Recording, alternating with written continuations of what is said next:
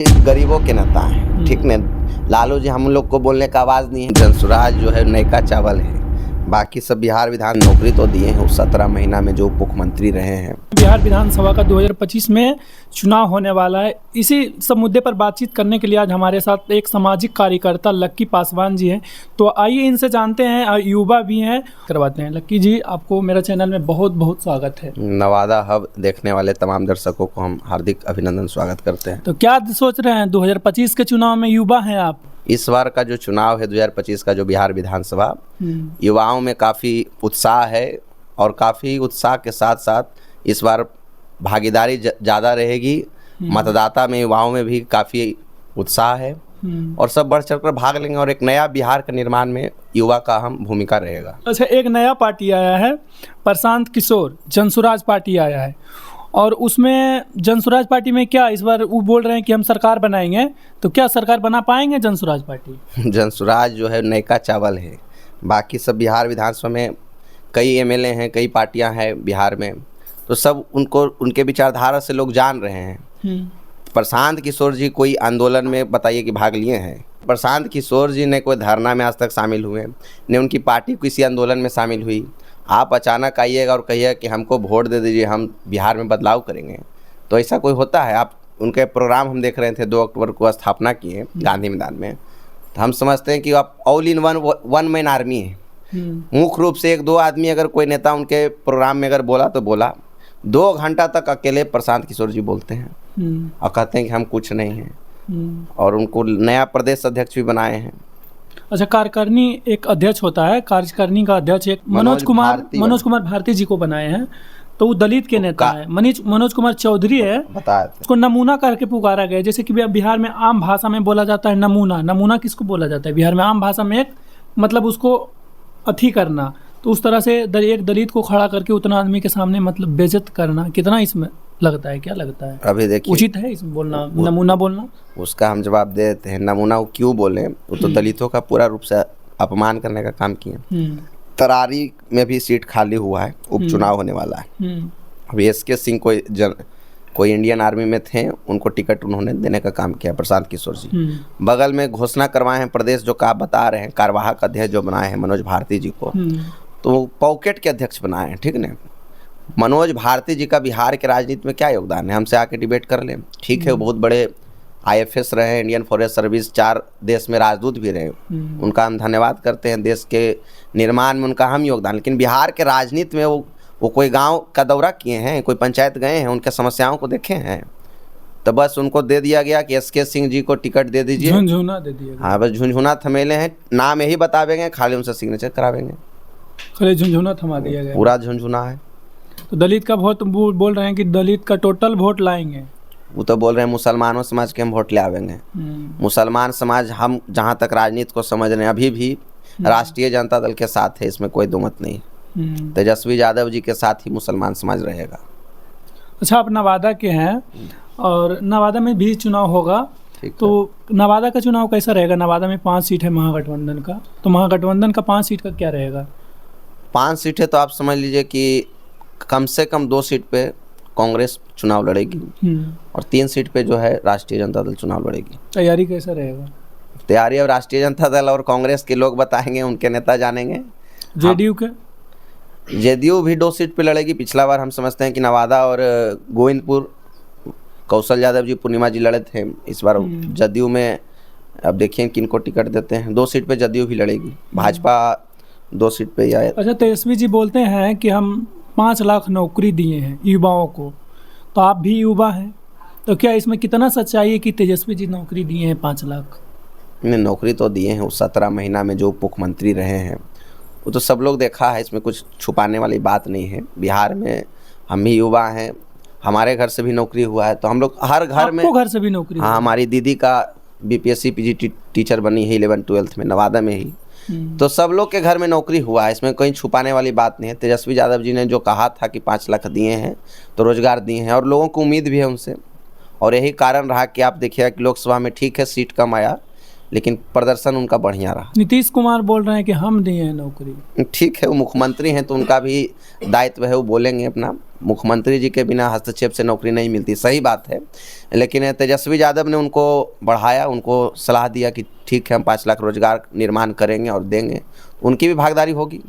अच्छा, चिराग पासवान के बारे में क्या सोचते हैं? आप भी पासवान हैं, चिराग पासवान जी भी पासवान हैं। चिराग पासवान जी बढ़िया नेता हैं, केंद्र में मंत्री हैं। हम चाहते हैं कि मुख्यमंत्री बनेंगे इस बार।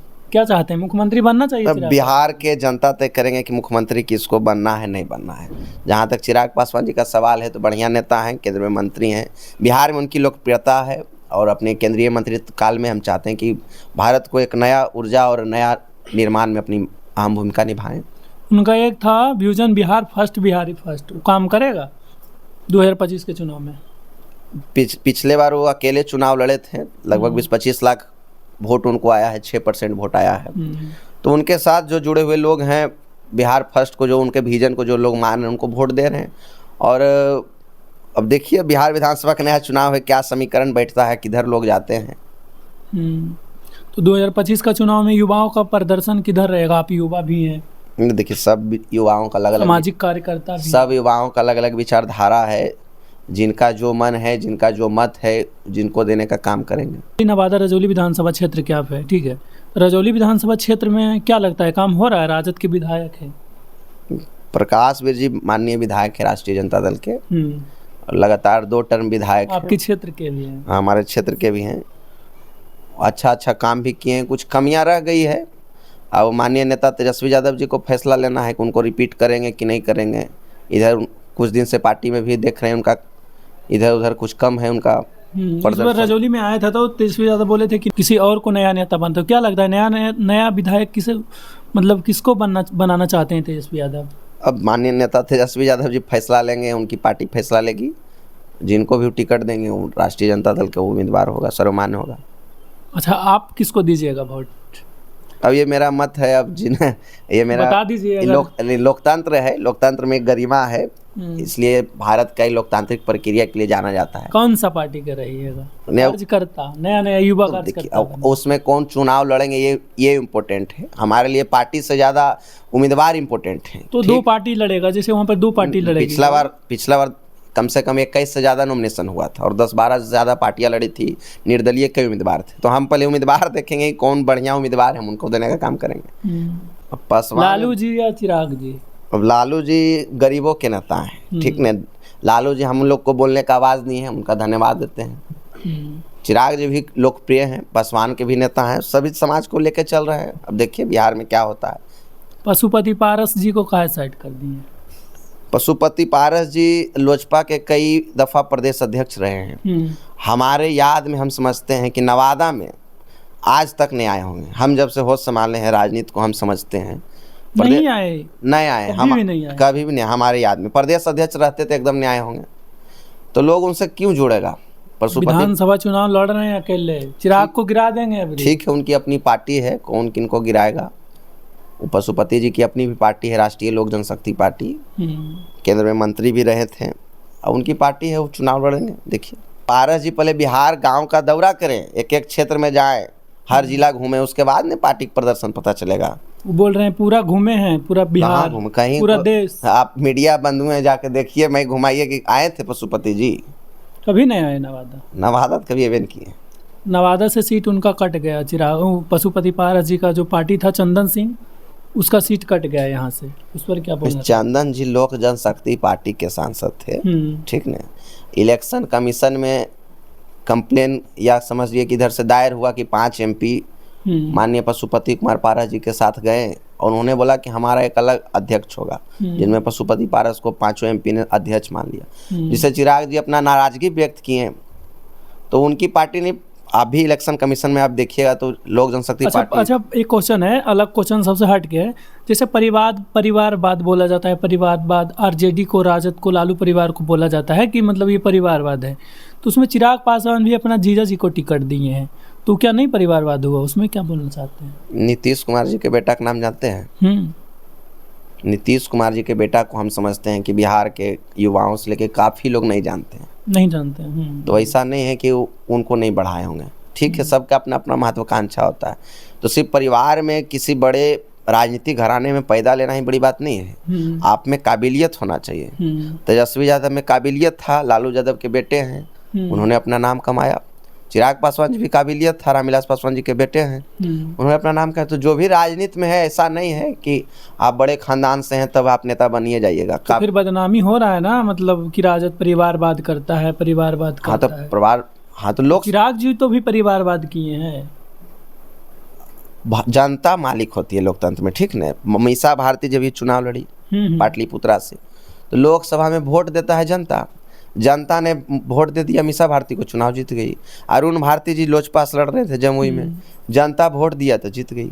संभवी चौधरी भी चुनाव लड़ी है। हाँ, तो जो भी जनता मालिक है लोकतंत्र में, आप किसी को मान लीजिए थोप सकते हैं, लेकिन जब तक जनता नहीं चाहेगी आपको नेता थोड़ी मानेगा।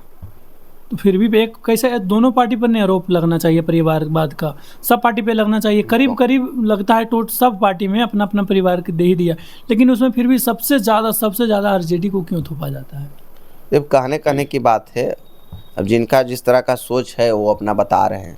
हम तो परिवारवाद को मानते हैं कि अगर आप में काबिलियत है तो आप बनिएगा, जनता का समर्थन प्राप्त है, वो कोई हो वो नेता बने। अच्छा, युवा है, मोदी जी के बारे में क्या कहना चाहते हैं? मोदी जी से हम अनुरोध करेंगे कि बोले थे 2 करोड़ रोजगार देंगे हम हर 5 साल में, तो हम इंतजारे में, हम अभी तक बेरोजगार हैं, सामाजिक कार्यकर्ता में हैं।